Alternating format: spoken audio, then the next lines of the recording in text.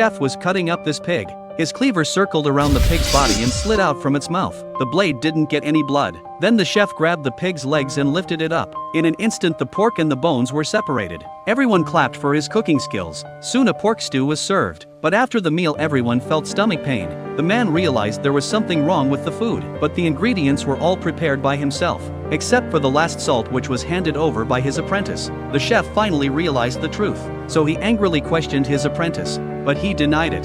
The villagers no longer trusted the chef. The man couldn't explain himself, so the village head drove him away.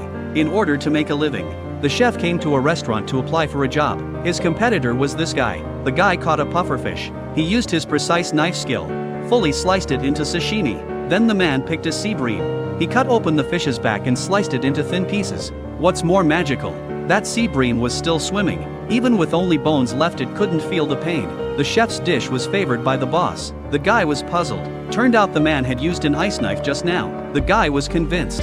He even asked to become the man's apprentice. Hearing that the man's cooking was really good, the restaurant's head chef felt threatened. So the head chef also wanted to compete with the man in cooking. Whoever lost had to leave the restaurant. This time the dish they would make was roast duck.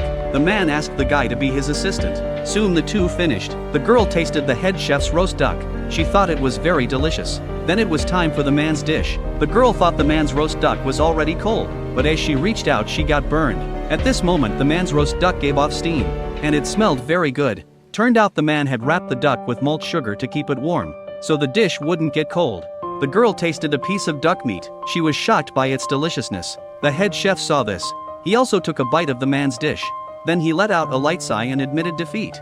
He was curious how the man cooked. Turned out the man hadn't used any knives during the cooking, because once the duck meat touched the knife, the duck meat fibers would break, and its texture would be bad. So the man asked his apprentice to break the duck's bones with his palm. After hearing the man's words, the head chef left the restaurant. In this way the man became the new head chef. So here comes the question. What was your favorite Chinese dish? The chef was cutting up this